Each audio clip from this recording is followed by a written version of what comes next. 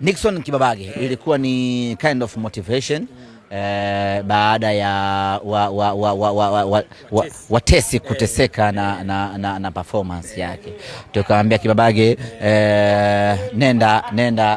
nenda kawaoneshe who are you. Na hawa ndio ambao walitukana wakati tunamchukua Nixon Kibabage, na hawa ndio ambao walidhihaki wakati tunamchukua Nixon Kibabage.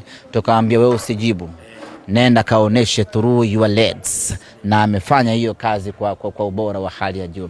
Sasa ameonesha ubora kutoka Januari mpaka tu Machi hii. Watu wameshindwa kuvumilia, watu wameanza kulalamika. Kwetu alikuwa sijui afanyaje. Kwetu mchezaji ili aweze kucheza vizuri kuna vitu vingi nyuma yake.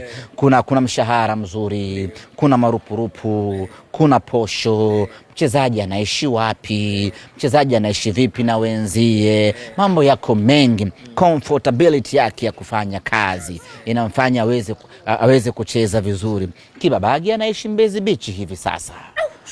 Ushuani. Unataka asicheze vizuri, mshahara wake ni mzuri, maisha yake yamenyoka, anaiona kesho yake ikiwa nzuri, unataka asijitutumue. Kwa hiyo usilaumu kwamba kwenu alikuwa afanye 1 2 3.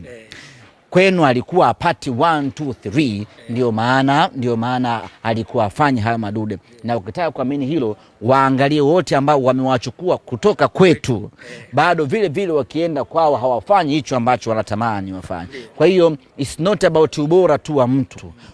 Kuna sehemu inamfanya mtu awe bora. Wamechukua wengi hapa msimu mmoja, jamani rudini.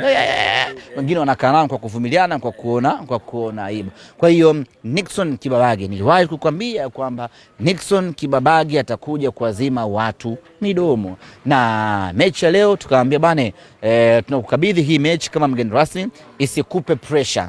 Nenda kaonesha wewe ni nani. Na kweli amefanya ubaya pale, ametengeneza penati, Selemani Mwalimu kafunga, watu haleluya.